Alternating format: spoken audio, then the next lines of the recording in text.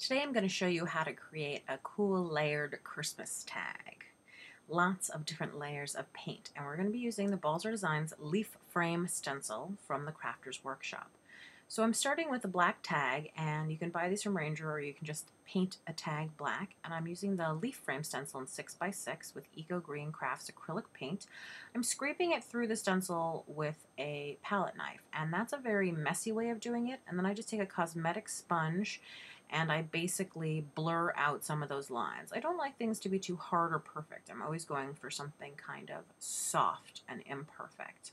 And once that layer's dry, I'm going to take the 6x6 Punchinella stencil, that's also a Balzer Design stencil, and some green acrylic paint, and I'm going to add some little dots for texture and movement.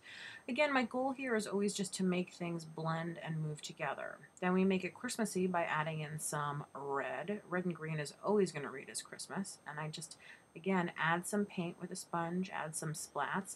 I do like to dry between every single layer because that keeps the clarity of the colors so you don't get mud.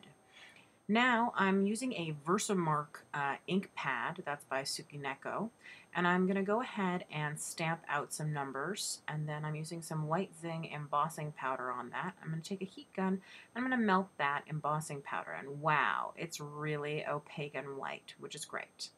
So I want to add a little more texture. I'm taking the 6x6 version of the leaf stencil, and I'm going to add some gold paint just through the stencil for some texture, and maybe even some gold splats and some drips. I'm just adding water to the paint to create those drips.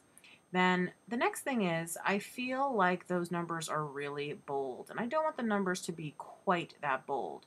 So I'm going to take some black paint. Black is one of the few colors that really will fight off a bright white. And through the 6x6 leaf frame stencil, I'm adding in some more black lines and a couple splats, and now the numbers just sort of meld in. So I think that all our tag needs now is some kind of sentiment.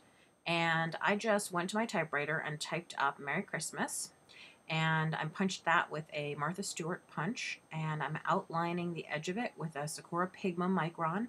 And then I'm going to use a little foam adhesive to pop it up. And that's it. My Christmas tag is completely done and looking very festive. I hope you enjoyed this, and please visit my blog at balzerdesigns.typepad.com.